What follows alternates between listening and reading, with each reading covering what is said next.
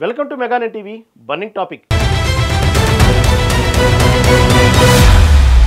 Puri Jagannatha Swami, Trump ఈ ఇద్దరిలో ఎవరు తనకు ముఖ్యమో మోదీ క్లియర్ చేశారు.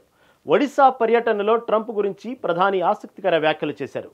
G7 సదస్సులో అమెరికా అధ్యక్షుడు డొనాల్డ్ ట్రంప్ నుంచి డిన్నర్ ఆహ్వానం వచ్చినా దాన్ని సున్నితంగా తిరస్కరించిన మోదీ దానికి పూరి జగన్నాథుడే కారణమని చెప్పారు.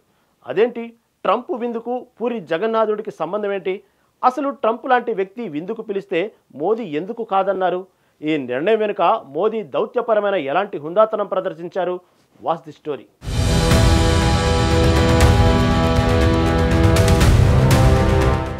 ఒడిశాలోని భువనేశ్వర్లో జరిగిన ఒక బహిరంగ సభలో ప్రధాని నరేంద్ర మోదీ ఒక సంచలన విషయాన్ని వెల్లడించారు. G7 సమావేశం కోసం కెనడాలో ఉన్న సమయంలో అమెరికా అధ్యక్షుడు డొనాల్డ్ ట్రంప్ తనను ఫోన్లో సంప్రదించారని, వాషింగ్టన్కు వచ్చి డిన్నర్లో పాల్గొని చర్చలు జరపాలని ఆహ్వానించారని చెప్పారు. ట్రంప్ 1-2 సార్లు నొక్కి చెప్పి మరీ విందుకు ఆహ్వానించారని, కానీ తాను ఆహ్వానాన్ని సున్నితంగా తిరస్కరించానని మోదీ తెలిపారు.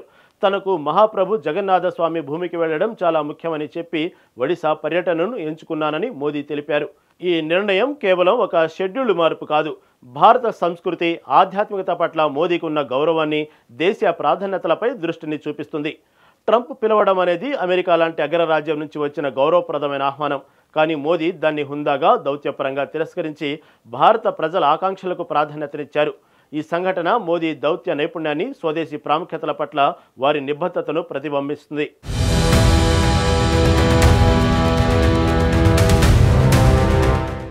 మోదీ ట్రంప్ మధ్య దౌత్యపరంగానే కాదు, పర్సనల్ గాను ప్రత్యేక స్నేహబంధం ఉంది. 2019లో హౌడీ మోదీ, 2020లో నమస్తే ట్రంప్ ఈవెంట్లు ఈ బంధానికి నిదర్శనం. ట్రంప్ విందు ఆహ్వానాన్ని మోదీ తిరస్కరించినప్పటికీ ట్రంప్ను ఈ ఏడాది చివరిలో జరిగే క్వాడ్ సమావేశానికి భారత్కు మోదీ ఆహ్వానించారు. దీన్ని ట్రంప్ సానుకూలంగా స్వీకరించారు. ఈ దౌత్యపరమైన చర్య మోదీ హుందాతనాన్ని, దీర్ఘకాలిక వ్యూహాత్మకతగా ఆలోచనను చూపిస్తుంది. ట్రంప్ ఆహ్వానం వెనుక మరో కోణం కూడా ఉంది. ఆ రోజు Trump Pakistan army chief Asim మునీర్తో కూడా భోజనం ఏర్పాట్లు చేశారు. మోదీ అమెరికా వెళ్లి ఉంటే భారత్, పాకిస్తాన్ను ఒకే రోజు ఒకే వేదికపై చూపించే అవకాశం ఉండేది. ఇది భారత్ దౌత్య విధానంలో డీహైపనేషన్ సూత్రానికి విరుద్ధం. ఈ సందర్భంలో మోదీ నిర్ణయం భారత్ స్వతంత్ర దౌత్య విధానాన్ని, గౌరవాన్ని రక్షించింది. అంతేకాదు, ఈ ఫోన్ సంభాషణలో మోదీ ఆపరేషన్ సింధూర్ గురించి ట్రంప్కు వివరించారు. భారత్ ఉగ్రవాదంపై దృఢమైన వైఖరిని స్పష్టం చేశారు. ఈ సంభాషణలో ట్రంప్ భారత వైఖరిని సమర్థించారని విదేశాంగ కార్యదర్శి విక్రమ్ మిశ్రీ తెలిపారు.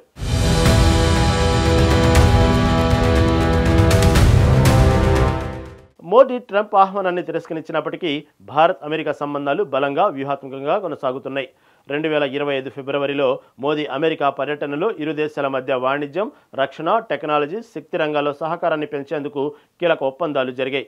అమెరికా భారత్కు F-35 ఫైటర్ జెట్ల సరఫరా, రక్షణ టెక్నాలజీ బదిలీకి మార్గం సుగమం చేసింది. 2030 నాటికి ద్వైపాక్షిక వాణిజ్యాన్ని $500 బిలియన్ చేర్చే లక్ష్యాన్ని ఇరు నాయకులు నిర్దేశించారు. క్వాడ్ ద్వారా ఇండో పసిఫిక్ ప్రాంతంలో భద్రత, స్థిరత్వాన్ని పెంచేందుకు ఇరు దేశాలు కలిసి పనిచేస్తున్నాయి. ట్రంప్ రాబోయే క్వాడ్ సమావేశానికి భారత్ రావడం ఈ సంబంధాలకు మరింత బలాన్నిస్తుంది. అయితే ట్రంప్ అమెరికా ఫస్ట్ విధానం, భారత్పై రెసిప్రోకల్ టారిఫ్ల బెదిరింపు వంటి సవాళ్లు ఉన్నాయి. ఈ సవాళ్లను మోదీ దౌత్యపరంగా హుందాగా ఎదుర్కొన్నారు. భారత్ స్వతంత్ర విధానాన్ని, ఆర్థిక ఆకాంక్షలను రక్షించారు.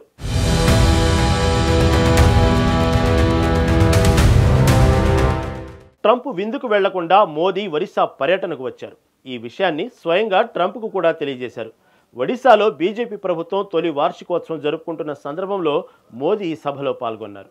ఈ సందర్భంగా 18,600 కోట్ల విలువైన 105 అభివృద్ధి ప్రాజెక్టులను ప్రారంభించారు.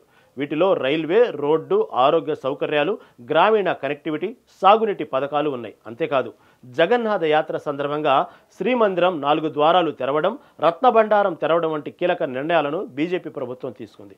ఇవి కోట్లాది భక్తుల ఆకాంక్షలను నెరవేర్చాయి. మోదీ ఈ విషయాలను తన ఉపన్యాసంలో హైలైట్ చేస్తూ ఒడిశా ప్రజల ఆధ్యాత్మికత భావనలను, అభివృద్ధి ఆకాంక్షలను గౌరవించారు. ఒడిశా విజన్ డాక్యుమెంట్ను కూడా ఆవిష్కరించారు. ఇది 2036 నాటికి రాష్ట్ర ఆర్థిక వ్యవస్థను $500 బిలియన్, 2047 నాటికి $1.5 ట్రిలియన్ చేర్చే లక్ష్యాన్ని నిర్దేశించింది.